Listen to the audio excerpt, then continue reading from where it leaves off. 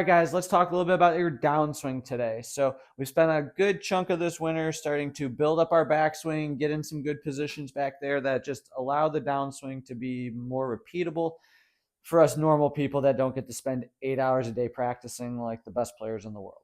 Okay, so I know a lot of people do like to say that the backswing is kind of like low hanging fruit. It doesn't matter, whatever.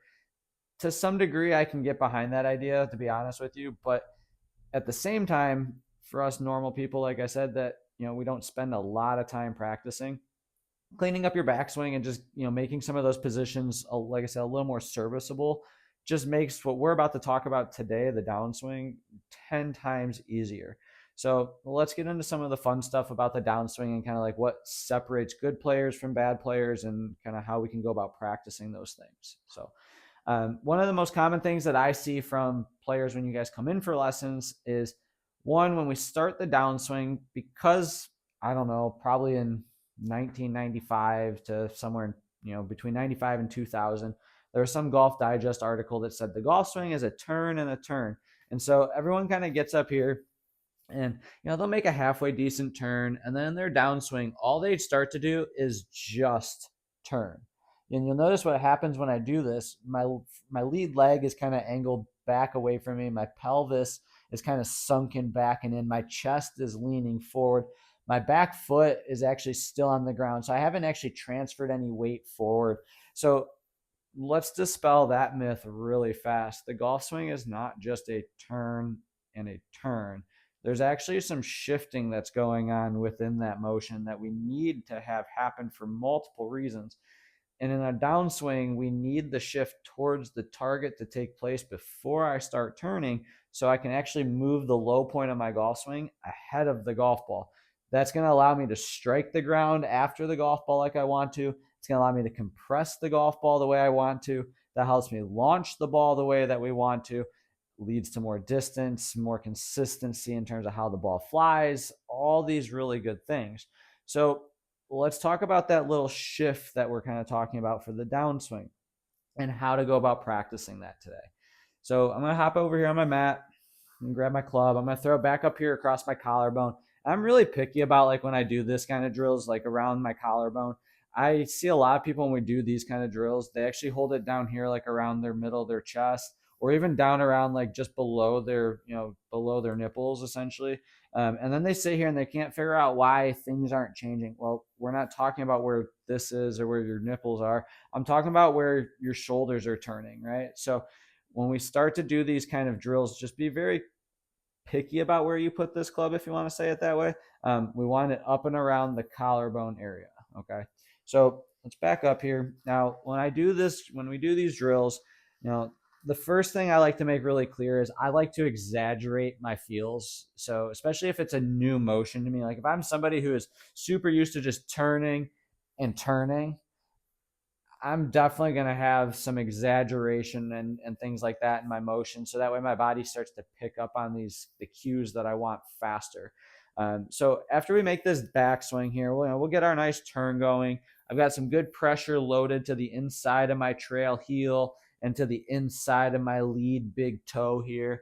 All right. Now, as I start my downswing, the first thing that I want to have happen, I personally feel like my lead heel, for me as a right-handed player, my left heel, I feel like I'm trying to push this heel that way in my downswing, right? So if I had like a piece of cardboard or something like that under my foot would essentially slide going that way, right? Because I'm trying to push this foot that way, right? So I was a pitcher in baseball. To me, it would have been very similar. Like if I wound up and if I stride towards this camera, you're going to see that this foot's not turning open to throw a ball. I'm actually turning with this leg kind of closed, and then everything kind of comes around. So it's very similar to that motion for us in golf, that as we get up here to turn, from our turn, I'm not just turning open. So this lead thigh starts to open, my lead knee starts to open too soon. I actually want to have this like lead heel almost feel like it's trying to push a little bit towards the target. You can see what ends up happening with that. My knee is going to end up flexing a little bit more. You can see my body starts to kind of lower down and towards the ground. So when people look at Rory and Tiger's swings and they talk about that little squat motion that they're seeing, that's what you're actually seeing. Is they're getting up here and they're moving pressure into that lead heel, almost like that heel's moving out in that direction. Very similar to what we do in our backswing, right? Like when we talk about creating torque and force in our backswing, we want this trail heel to almost feel like it's trying to grip onto the ground. I don't want my heel or my ankle rolling this way in my backswing. I want to feel like my trail heel is almost turning in towards my lead foot, like I'm trying to grip onto the ground, right? If my foot went that way, that would be more appropriate than it moving that way in the backswing. So kind of the same concept in my downswing. I want to feel like I'm actually starting to create some force. So then from there, as I kind of create my heel moving down, then I have something that I can pivot into. Now you'll notice as I make that motion coming into impact, I look very different than where I was a couple minutes ago, where I was back here. Now where am I? More over here. So I have more pressure into my front foot, right? My chest is actually stacked on top of my hips. My spine's actually kind of angled back so my chest can start to elevate. My pelvis and my hips are more towards the target than they are sunken back. And I've still turned. The difference is, though, what I find really interesting with this, like if I was turning towards the target here, like I was demonstrating a swing, if I was somebody who just turned in my downswing, no shift or anything, you're going to notice I get really open to the golf ball. So if I was hitting a golf ball right now, somewhere right around here, my shoulders and my hips would be almost completely open to that target. So I already have almost 90 degrees of rotation before impact. That's way too much. So I'm, again, exaggerating that, but that's what I see a lot in lessons, right? If somebody gets to the top of their backswing, and because they're trying to just turn, they start going this way. You can see the club moves way over the top. And then from there, they have to swing way across the golf ball. And now as I back up to impact, you could see I'm really open in my hips and my shoulders at this point when I get to impact. Now, being open is not a bad thing, but if I'm excessively open because I've turned right away from the top of my backswing, that's not probably going to be a great recipe for success for us average golfer. All right. So what am I really looking to see here then from this angle? And I kind of got my stick down here on the ground, right? So if I go back and I start practicing this motion, I kind of get that lead heel pushing down. I try to feel like the club stays turned and facing you and my camera as long as I can. And then once I kind of get that pressure in that lead heel, then I start that rotation. Now I'm going to kind of pause right here where I get the club parallel to that stick on the ground. This would actually be about halfway down in my downswing. If I go to the top of my backswing and I get that shift and then I start turning, now you're going to see about halfway down, I'm back to square in my shoulders, back to square in my hips, back to square in my knees, right? So if I can start understanding that sequence, it's going to be a shift, then I start turning. That's going to help me reorganize some things and really start to help me compress the golf ball better. Hopefully get me out of that motion where I move the club way over the top at first and start getting out of that slicing pattern that we might see a lot of. So as we start getting into this even more in depth, you can kind of see I've got a couple little like discs on the ground here. As I talked to some of you guys in the past about using like tennis balls cut in half, we can start diving into that a little bit more. But I think the first thing that we really have to understand that when we start the downswing is it's not just a turn, right? There's a shift and then a turn. So again, we're going to sit here. I'm going to go back. I'm going to feel like I try to get that lead heel, trying to move or almost kind of twist a little bit towards the target.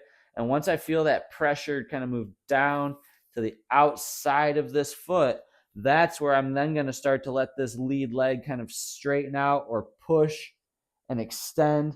That's what helps me create that rotation that I want to see, keeps me in posture, allows us to make some good solid contact. After we've done that a couple times, right, we can start sitting there. Kind of kick these little discs out of the way for a minute.